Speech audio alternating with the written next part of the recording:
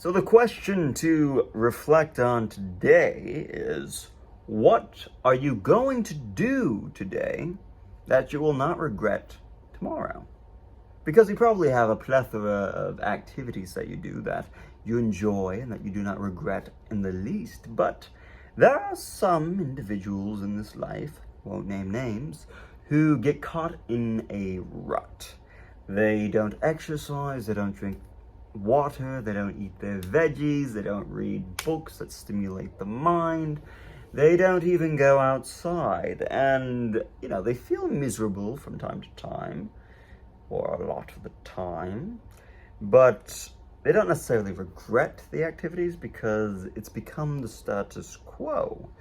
And there's nothing necessarily wrong with being stationary, being uninspired, not really doing much. There's nothing necessarily wrong with it, like from a moral standpoint, but knowing that this life is a game that we get to define with our words and our actions, and we can play it differently, the challenge generally is just to find a catalyst or something else to do to break away from what we've established as the status quo.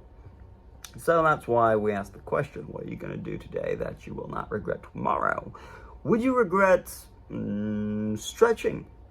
Would you regret doing vocal lessons and tongue twisters? Would you regret learning how to memorize a deck of cards? Would you regret reading a bestseller book or some kind of self-help book that helps you look at the world differently?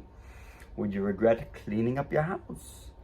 And, there are some things that we feel as though we would not regret, like avoiding doing the dishes, or avoiding cleaning up the house, or avoiding education, or getting money.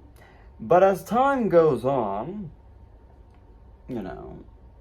avoiding reading books, or avoiding writing, as time goes on, the lack of doing activities can start to compound and make your life a little bit more miserable or less accessible.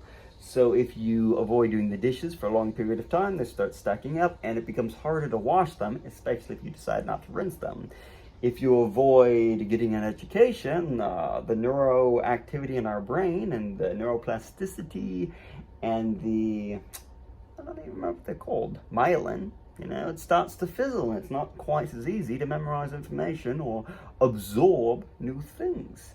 And putting it off makes it harder and harder. Not that you can't still learn and change the patterns, but the longer we put it off, the more we grow complacent in the status quo. So, again, what are you going to do today that you will not regret tomorrow? Think about it. Toodles.